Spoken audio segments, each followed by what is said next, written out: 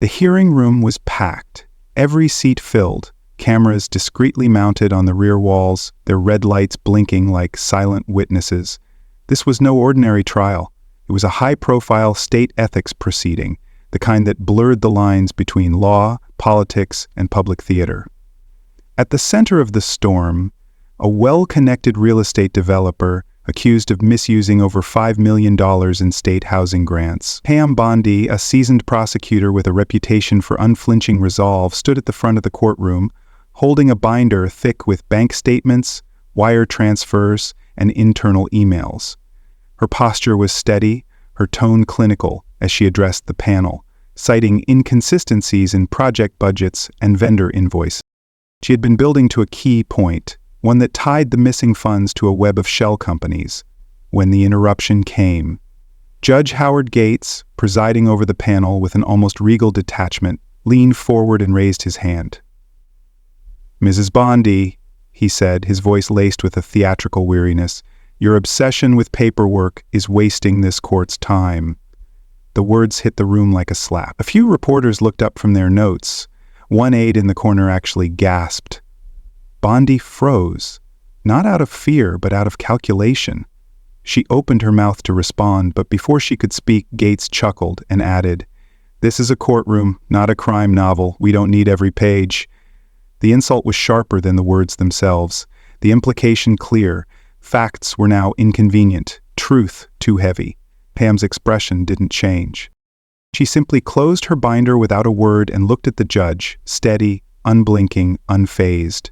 The room fell into an uneasy silence. Even the defendant's attorney, who had spent weeks attacking Bondi's credibility, seemed momentarily uncomfortable. Cameras zoomed in on her face, hoping for a reaction. They wouldn't get one, at least not yet.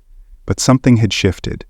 The judge's attempt to humiliate her hadn't landed with authority. It had exposed something.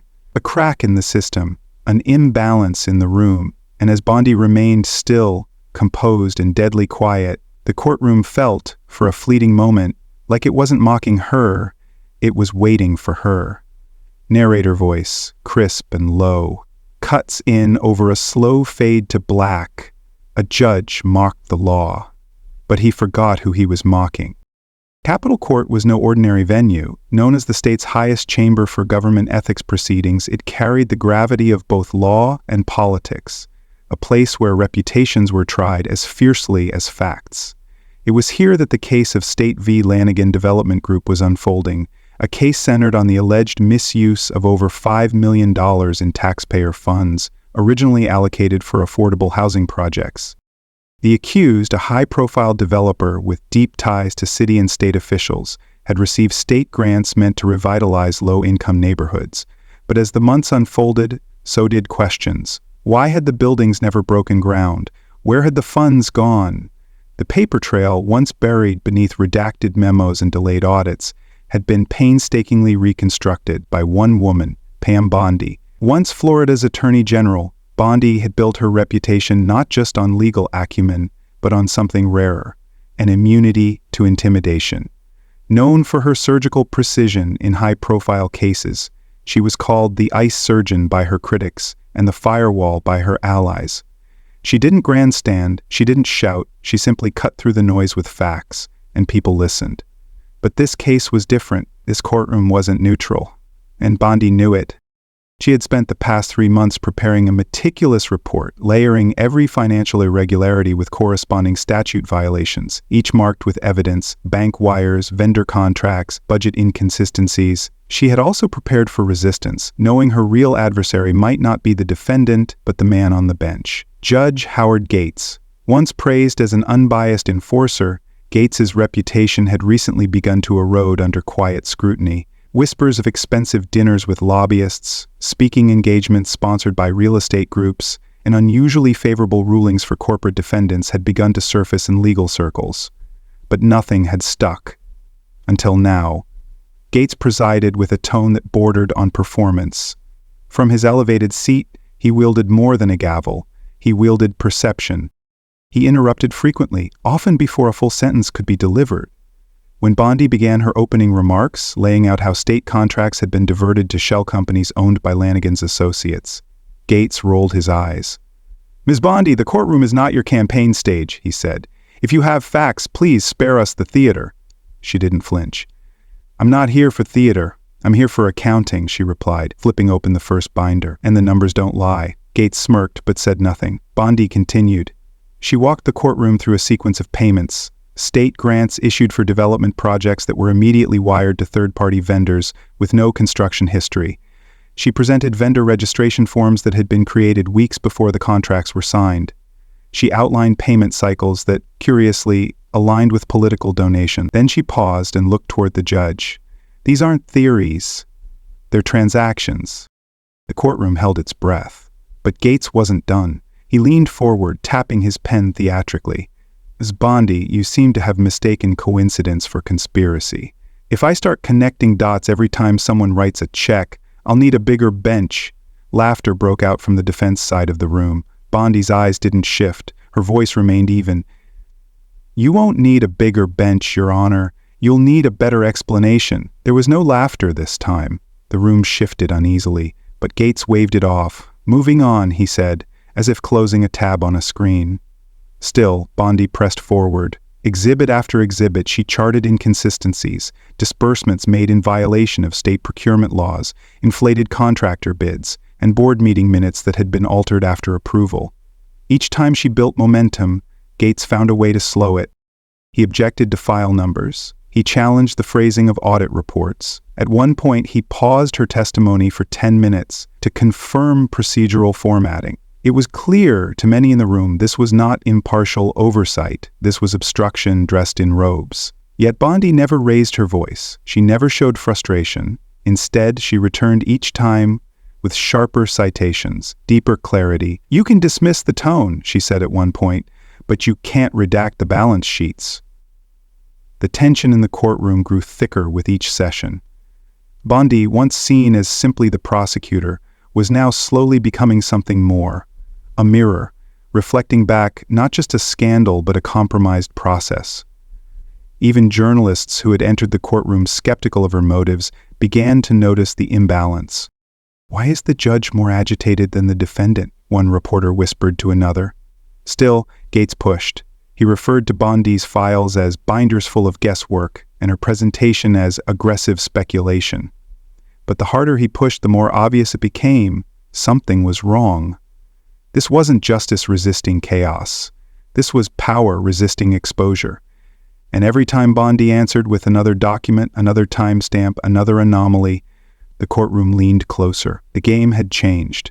And though Gates still held the gavel, everyone in the room could feel it slipping from his grasp. By the third day of the hearing, the air in Capitol Court had shifted. What had once felt like a tense standoff between prosecutor and defendant was now clearly something more volatile, a collision course between truth and power. Pam Bondi stood at the center, still steady, still composed, but now visibly met with resistance at every turn. As she moved into the core of her argument, tracing public funds into a cluster of internal state accounts that were neither audited nor disclosed, Judge Howard Gates's demeanor hardened. "Ms. Bondi," he snapped, slamming his pen down, "you are now veering into matters well outside the scope of this hearing." Bondi didn't back down. She held up a spreadsheet highlighting a $2,300,000 0 cents transfer from the State Housing Initiative into an internal holding account used by the Department of Urban Development. An account, she argued, that had served as a funnel for unauthorized disbursements to the defendant's affiliates. This account, she said clearly, was the mechanism, and it was invisible until now. The courtroom was silent, but Gates erupted. "That's enough," he barked, his voice echoing against the high ceiling. "This is not a forum for your personal crusade. You are dangerously close to contempt." Bondi looked up, stunned not by the warning but by its intensity. The gavel struck like a gunshot. "One more deviation, and I will have you removed." A murmur rippled through the audience. Even members of the panel shifted uncomfortably. Bondi, choosing strategy over defiance, closed the folder in front of her and stepped back from the podium. She said nothing further. The message was clear. She had been silenced, not for lack of evidence, but because her evidence had struck too close to the center. The hearing recessed soon after, but the media didn't wait.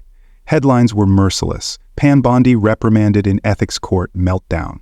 Prosecutor crosses the line. Judge threatens removal. Is Bondi pushing the limits or breaking protocol?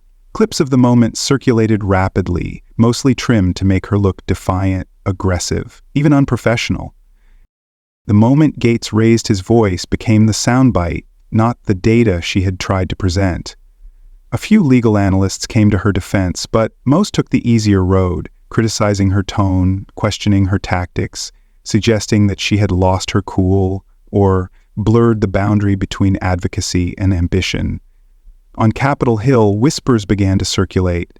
A few of Bondi's political allies distanced themselves quietly. One former colleague issued a veiled statement: "We support transparency, but always within the rule of law." Behind closed doors, there were suggestions she had gone too far. Her team felt it too. One junior staffer asked if they should pull back from the final round of disclosures. Another more bluntly asked, "Are we still safe to continue?" Bondi didn't answer. Not yet. She sat alone in her office that night, replaying the footage from the courtroom. Not the clip that made the news, but the uncut version. She listened carefully to her own voice, to Gates' words, to the moment the power in the room turned against her. And for the first time in her career, she felt something unfamiliar. Not fear, but isolation. The system was closing ranks. The courtroom had chosen its favorite, and public opinion, so quick to cheer a fight, was now watching her like a flame flickering under wind, wondering if it would last. Pam Bondi had made her case. She had presented her proof. And still they tried to bury her in process. She was no longer just confronting corruption. She was now challenging the structure that protected it. And the system, sensing danger, was pushing back. The courtroom doors opened the next morning with less media frenzy but far more scrutiny. Pam Bondi returned to Capitol Court not with bravado, but with a quiet clarity that was almost unnerving. She wasn't there to defend herself. She was there to finish what she started. As she stepped to the podium, the courtroom, once crackling with whispers, fell into a silence edged with tension. Bondi didn't glance at Judge Gates. She didn't mention the previous day's outburst. Instead, she began with a calm, methodical tone. "Your Honors," she said, placing a new binder on the table. "Yesterday I was interrupted before presenting the final stage of my findings. Today I will walk you through the accounting, nothing more, nothing less." She clicked the screen behind her, revealing a flowchart of state disbursements. The first few pages were dry, deliberately so. She reviewed budget allocations, payment timestamps, vendor codes. She didn't editorialize, she didn't accuse, she simply showed the math. And then the slide changed. A highlighted transfer appeared, $2,300,000, 0 cents. "This transaction," she said, pointing to the screen, "was recorded as a capital expenditure for Site A of the Westview housing project, but the funds never reached the construction contractor." She flipped to a printed document and handed copies to the panel. They were rerouted into a shell company, registered in Delaware under the name Midline Strategies LRC, a company with no office, no staff, and no record of real estate development. A hush settled over the room. She let the silence stretch, let the reality sink in. "We traced the funds," she continued, "from state hands to a shell company, and then into a private trust used to purchase offshore assets." Gates shifted in his chair. Bondi didn't look at him yet, not yet. She had one more piece to place. She reached into her folder, pulled out a single sheet of paper, and placed it on the podium. Then, slowly, deliberately, she turned to Judge Gates. "Your Honor," she said, her voice calm but sharpened with precision, "when you interrupted my presentation yesterday, you said I was wasting the court's time." She tapped the document with one finger. "I say you've been wasting public money." The panel leaned forward. Gates' eyes locked onto the page. Printed at the bottom of the document, dated 3 years prior, was his name, his title, and his unmistakable signature. It was a funding approval form for the disputed disbursement, signed off in a closed-door session with no other witnesses and no recorded vote. For a full 5 seconds, the courtroom was utterly still. Bondi didn't gloat. She didn't smirk.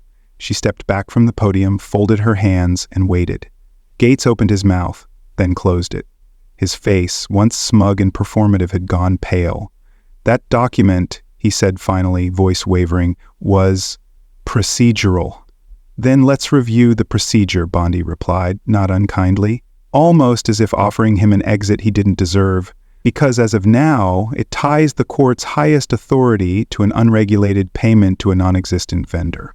Cameras clicked, pens scratched, panelists exchanged glances, and for the first time since the hearings began, the power dynamic in the room tilted. Not in a flash, not with an outburst, but with the slow, undeniable force of truth surfacing. Bondi didn't need to shout. She had let the numbers speak, and they had pointed directly at the man in the robe. The paper with Judge Gates' signature lay on the podium like a loaded weapon, silent, undeniable, and visible to all. For a moment, the entire courtroom seemed to forget to breathe. The defense team, once smug and relaxed, now shifted in their seats, their whispers frantic. Members of the ethics panel leaned in, scanning the document again as if trying to disprove what their eyes had already confirmed. And Judge Gates, he didn't speak. He didn't move. His hand trembled slightly as it hovered over his gavel, unsure whether to assert control or abandon it entirely. Pam Bondi, having said all she needed to, stepped back from the podium and let the evidence speak in her place. But the room wasn't done reacting. A low murmur rolled through the chamber like thunder rumbling from a distant storm. One panel member finally broke the silence. "Ms. Bondi," she said cautiously, "can you confirm the authenticity of this signature?" Bondi nodded, producing a notarized document from the same file. "We had it reviewed by an independent handwriting analyst and verified against the judge's previous filings. It is consistent, and it was logged internally by the Department of Housing Finance, though curiously never released publicly." Another panelist spoke, this one visibly agitated. "Why was this form never entered into the initial discovery files?" Bondi didn't need to answer. Everyone already knew. Gates sat still, his jaw locked tight, but his silence only deepened the weight of the moment. "That document was buried," Bondi said plainly, "until we submitted a FOIA request to a satellite office that had archived the original financial package. The version provided by the court was redacted, ours was not. The impact was seismic. Cameras caught every flicker of emotion, shock, panic, realization. The scandal had evolved in real time from misused funds to judicial complicity. The man who had silenced Bondi, belittled her, threatened her with contempt, now sat exposed, not as a neutral referee, but as a participant in the very scheme she was prosecuting. And then, like the pressure valve finally blowing, the room broke open. One panelist called for an emergency recess. Another demanded that the court ethics officer begin an internal inquiry immediately. The media surged forward, reporters bolting out of the chamber, phones in hand, typing faster than their thoughts could form. One journalist whispered, "She just ended his career." Another, "This is bigger than fraud. This is a takedown." Gates stood, finally, the robe that once gave him authority now hanging like a weight. "This hearing is suspended until further notice," he muttered. No gavel, no control, just retreat. Bondi didn't watch him leave. Her eyes were on the panel, on the room, on the moment that had shifted, not in volume, but in consequence. She hadn't shouted, she hadn't argued. She had built a case so solid, so meticulously rooted in documentation, that not even the system built to suppress it could withstand the pressure. What started as a one-sided clash had transformed into a legal earthquake. What had seemed like a procedural skirmish now pulsed with implications of conspiracy, cover-up, and ethical collapse at the highest levels of judicial authority. As Bondi gathered her files, the courtroom emptied around her, now buzzing with a different kind of energy, one no longer aimed at discrediting her, but following her. Cameras focused not on Gates, but on her. For the first time, her stillness wasn't interpreted as restraint, it was power. Journalists didn't shout questions, they simply captured her exit, wordless, composed, the woman who had walked into a rigged room and flipped the entire structure on its head. By the time she reached the courthouse steps, her name was already trending across every major platform. Clips of her confrontation played on a loop. Editorials were already forming. What had been a hostile audience now erupted with public fascination, then admiration. Tweets read, "Pam Bondi didn't win with anger, she won with facts." Others, "A masterclass in silent strength." But the most telling reaction came from within the legal world itself. Prosecutors, judges, staffers, law students, whistleblowers, all watching, all wondering if the most powerful man in the courtroom could be unmasked by one woman's evidence. What else might be hiding behind the robes? And that question, that discomfort, that revelation, that was Bondi's real victory. The fallout from the courtroom confrontation didn't end when Judge Howard Gates walked out. It was only just beginning. Within 48 hours, the Federal Ethics Oversight Committee issued an emergency statement. Judge Gates was to be placed on indefinite administrative suspension pending formal investigation. The language was sharp, unambiguous, and unprecedented. The integrity of judicial impartiality, it read, cannot be preserved when direct evidence ties a sitting judge to undisclosed financial authorizations. But what began as a suspension quickly evolved into something far more systemic. Investigative reporters, now emboldened by Bondi's revelation, began combing through past rulings, archived financial documents, and committee minutes. What they found was damning. Gates had presided over at least 3 prior cases involving state budget irregularities, and in each he had either blocked subpoenas, dismissed testimony prematurely, or overruled efforts to introduce financial evidence. One of those cases, buried under bureaucratic delays for years, had involved the same developer now at the center of Bondi's probe. Another involved a highway infrastructure contract awarded under questionable terms, which had never been fully investigated due to insufficient cause, as cited by Gates himself. Suddenly, Bondi's accusations weren't just isolated. They were part of a much larger pattern. Headlines shifted rapidly from courtroom drama to institutional failure. National outlets began running exposés. The judge behind the curtain, how one signature unraveled a judicial shield. Pam Bondi and the reckoning of Capitol Court. The Judiciary Review Board launched its own audit of financial disclosures from over a dozen judges statewide. Legal scholars and former justices began appearing on news panels, acknowledging something they had previously only whispered, that the American justice system, for all its design and precedent, still relied too heavily on self-policing, and that power, once unchecked, becomes complicit. Meanwhile, state legislators introduced a new bill, nicknamed the Gates Clause, requiring any judge who has previously signed off on budgetary allocations to publicly disclose their involvement before presiding over related cases. The clause, co-sponsored by both parties, passed through committee in record time. The message was unmistakable. No more shadows in the courtroom. No more signatures in silence. And in the center of it all stood Pam Bondi, no longer a lone prosecutor in a hostile courtroom, now a national figure in a movement bigger than any single case. She was summoned to testify before the United States Senate Judiciary Committee, not just about the case itself, but about the larger implications it had unearthed. Her testimony, delivered with the same composure that had made her infamous in the courtroom, was broadcast live across multiple networks. This was never about one judge, she told the committee.